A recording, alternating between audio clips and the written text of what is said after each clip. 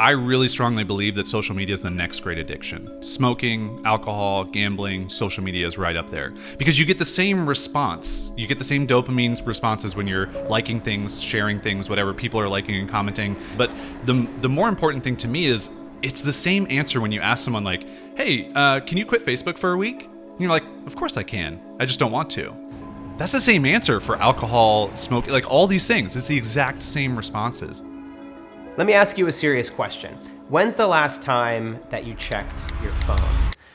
Wait a minute. Are you on your phone right now? It's like you can't even pay attention to a video for 5 seconds without checking your phone. Oh, you're watching the video on your phone? No, but seriously, new research suggests that people check their phone anywhere from 80 to 300 times a day. Now, while you can't compare it to the lasting damage that drugs, alcohol, and gambling have on people's lives, there is no question that social media is damaging in its own way. Most of us know this to be true. I distinctly remember my freshman year of college signing up for Facebook. Unfortunately, that's what I looked like in college.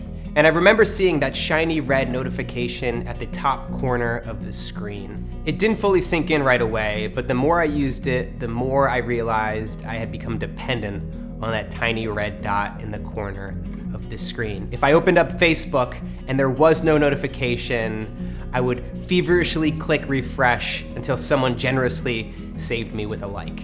Now, I rarely use Facebook anymore, but from time to time, I still find myself caught on that same hamster wheel. Whether I'm using Instagram or Twitter, I'm seeking that dopamine hit that a notification provides me.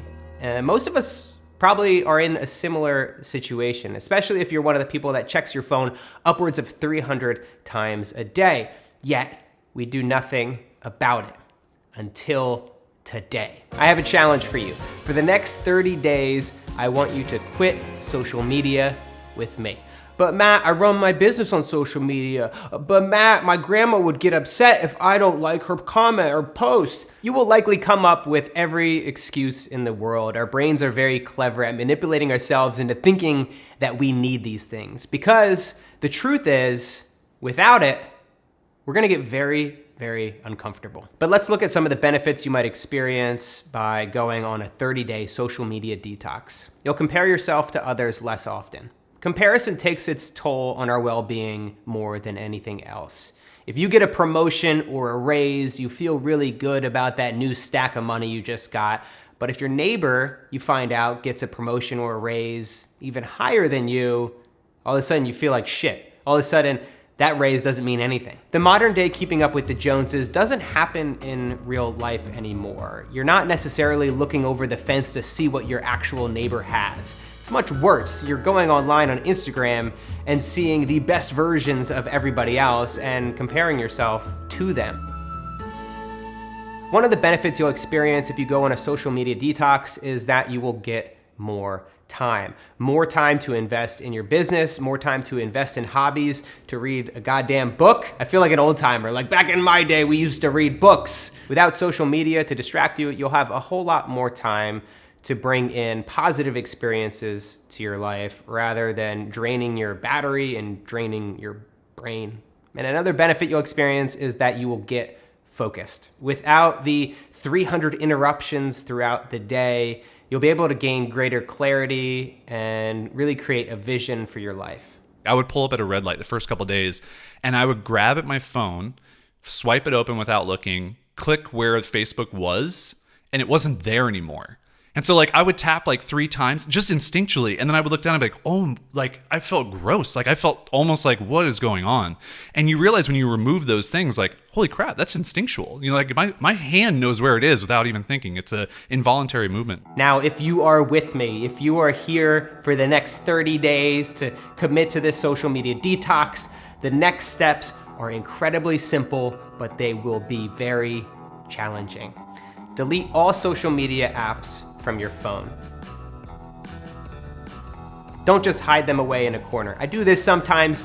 It's not that effective because naturally I will swipe, click, and get into the app that I want to get into. You can download these apps again after 30 days. and all your information is going to be intact. Your profile will still be there. You'll realize that everybody will still be online and the world will not stop turning because you didn't check your phone.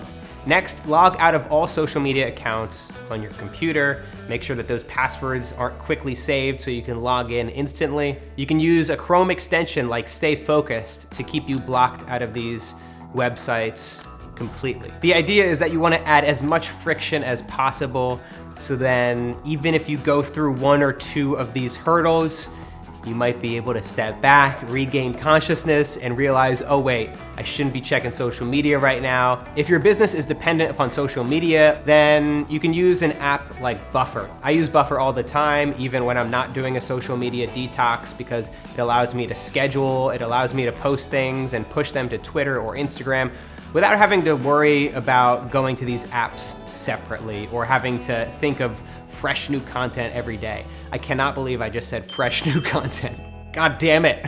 And then the hard part.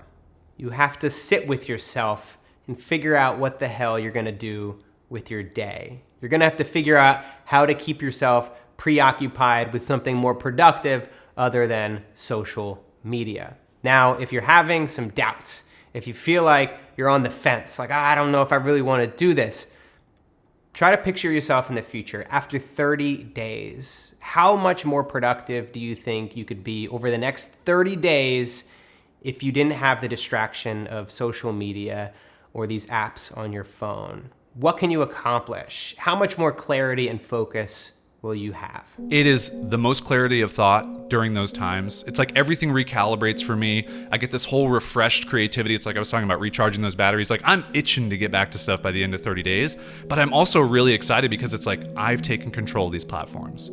I'm not sitting there staring at them. I'm not letting the news feeds distract me. And I'm actually fully taking a break, not just like 8 or 12 hours out of the day, like breaking up the time that I use them, because that's typically what I do now. It's like, no, I'm 30 days without completely. And then I can go back and go, yeah, it's fine. I missed some stuff. I didn't post things. And guess what? Everybody's still here. You know, nothing really changed. So the idea here is that after this 30-day social media detox, you're going to be able to go back and think about how you want to bring these apps into your life in a more intentional way. So you may choose to check it once or twice a day, which to me is a hell of a lot better than 300. Thank you guys for watching. And if you want to use the hashtag, just kidding, there's no hashtag. That would be so silly. It's a detox. Good luck, guys. Let me know. I don't know how you're gonna comment. Here's the thing, I'm probably gonna continue to use YouTube because YouTube is not the same kind of distraction check for me. For you, it might be. For you might wanna cut out YouTube as well. Each of these things are gonna be a little bit more dependent on your life, and you're gonna have to be honest with yourself about which are the biggest distractions in your life and which you can cut out and which you should cut out. So again, good luck, and I'll see you on the other side. If you've gotten some value from my videos, then I would love it if you'd consider contributing on Patreon. My channel is 100% advertisement and sponsor free, so I rely on patrons to pay my rent, to keep doing this. So I would be so grateful if you would go check it out. You can contribute as little as $4 per month, or you can contribute even more and get access to my monthly AMA, as well as my secret vlog. The secret vlog is pretty cool. As always, thanks for watching.